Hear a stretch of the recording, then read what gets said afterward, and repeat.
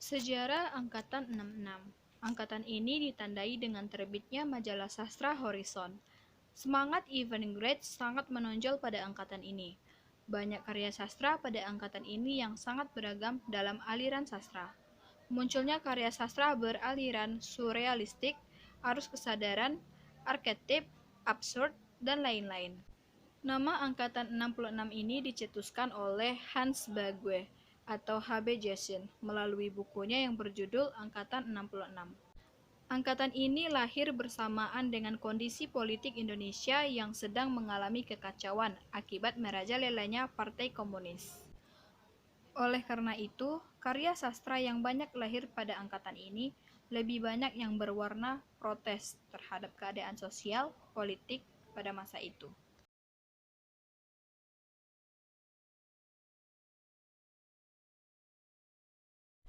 Selanjutnya adalah manifest kebudayaan. Sebelum nama Angkatan 66 ini diresmikan, ada yang memberi nama Angkatan Manifest Kebudayaan atau Manikebu. Alasan penamaan ini karena Manifest Kebudayaan yang telah dicetuskan pada tahun 1963 itu pernyataan tegas perumusan perlawanan terhadap penyelewengan Pancasila dan perusakan kebudayaan oleh Lekra atau PKI. Beberapa sastrawan merasa keberatan dengan nama Angkatan Manikebu. Mereka berpandangan bahwa sastrawan yang tidak ikut menandatangani atau mendukung manifest kebudayaan akan merasa tidak tercakup di dalamnya, meskipun hasil ciptaannya menunjukkan ketegasan dalam menolak ideologi yang dibawa oleh PKI dalam lapangan politik dan kebudayaan.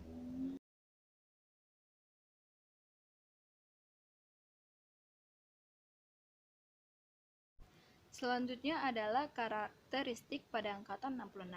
Yang pertama adalah mulai dikenalnya gaya epik atau bercerita pada puisi, yaitu munculnya puisi-puisi belada.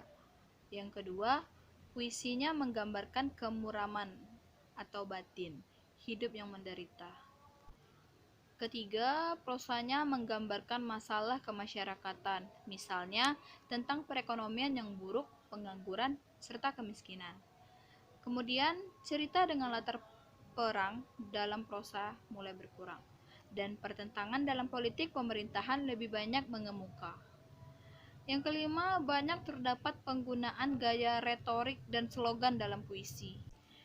Yang keenam, muncul puisi mantra dan prosa surrealisme atau absurd pada awal tahun 1970-an yang banyak berisi tentang kritik sosial dan kesewenang-wenangan terhadap kaum lemah. Dan yang terakhir adalah menegakkan keadilan dan kebenaran berdasarkan Pancasila dan Undang-Undang 1945, menentang komunisme dan kediktatoran.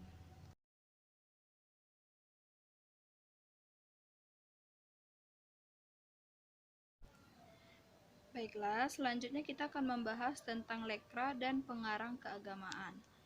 Lekra didirikan pada bulan Agustus tahun 1950 sebagai respon terhadap gerakan gelanggang sosial nasionalis dengan Amerika Serikat, Dharma sebagai sekretaris jenderal pertama. Pada tahun 1956, Lekra merilis mukadimah lain berdasarkan realisme sosialis yang disebut seni untuk mempromosikan kemajuan sosial dan mencerminkan realitas sosial, bukan mengeksplorasi jiwa manusia dan emosi. Mulai tahun 1962, Lekra menjadi semakin vokal terhadap orang-orang itu dengan melawan gerakan rakyat, termasuk penulis dan pemimpin agama Haji Abdul Malik Karim Amrullah dan dokumentarian H.B. Jessen.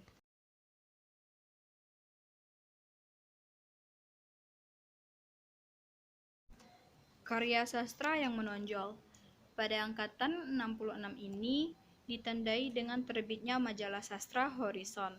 Semangat Avantgarde sangat menonjol pada angkatan ini. Banyak karya sastra pada angkatan ini yang sangat beragam dalam aliran sastra. Munculnya karya sastra beraliran surrealistik, arus kesadaran arketip, absurd, dan lain-lain pada masa angkatan ini di Indonesia. Penerbit Pustaka Jaya sangat banyak membantu dalam menerbitkan karya sastra pada masa angkatan ini. Sastrawan pada akhir angkatan yang lalu pun termasuk juga dalam kelompok ini, seperti Motinggo Bushi, Purnawan Jondronegoro, Jamil Suherman, Bur Rasuwanto, dan lain-lain.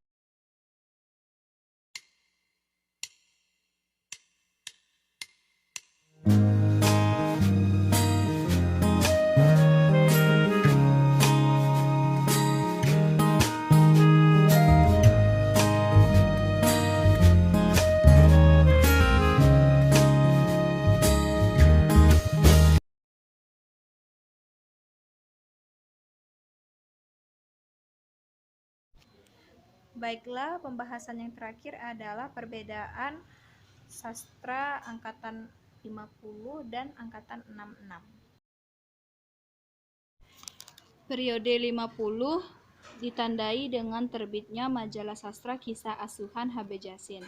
Ciri angkatan ini adalah karya sastra yang didominasi dengan cerita pendek dan kumpulan puisi. Majalah tersebut bertahan sampai tahun 1956 dan diteruskan dengan majalah sastra lainnya.